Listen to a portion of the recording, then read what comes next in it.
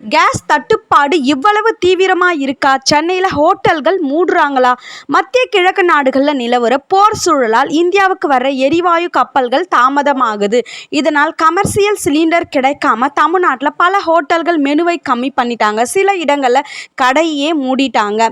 வீட்டு சிலிண்டருக்கு 25 நாள் இடைவெளி ரூல்ஸ் வந்திருக்கு. சென்னையில் வீட்டு உபயோக சிலிண்டர் விலை இன்னைக்கு 928+50 என்று 980 விற்கப்படுகிறது.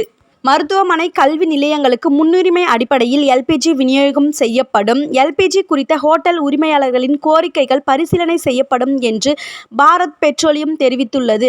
உலகளாவிய எரிபொருள் விநியோகத்தை பாதிக்கும் இடையூறுகளுக்கு மத்தியில் எல்பிஜி உற்பத்தி மேம்படுத்தப்படும் என்றும் பாரத் பெட்ரோலியம் அறிவித்துள்ளது.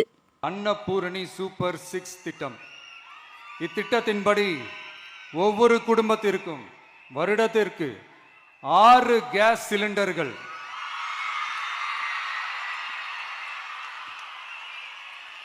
கட்டணமின்றி வழங்கப்படும். விலை உயர்வுக்கிடையே டிவிகே தலைவர் விஜயின் தேர்தல் வாக்குறுதியான அன்னபூரணி சூப்பர் 6 ஸ்கீம் இப்போ மக்கள்கிட்ட எதிர்பார்ப்பை ஏற்படுத்தி இருக்கு. உங்க ஏரியாவில் கேஸ் தட்டுப்பாடு இருக்கா? இல்லை சிலிண்டர் விலை என்ன என்பதை கமெண்ட்ல சொல்லுங்க. மறக்காம கல்பனாஸ் ஃபேக்ட் சேனலை சப்ஸ்கிரைப் பண்ணுங்க.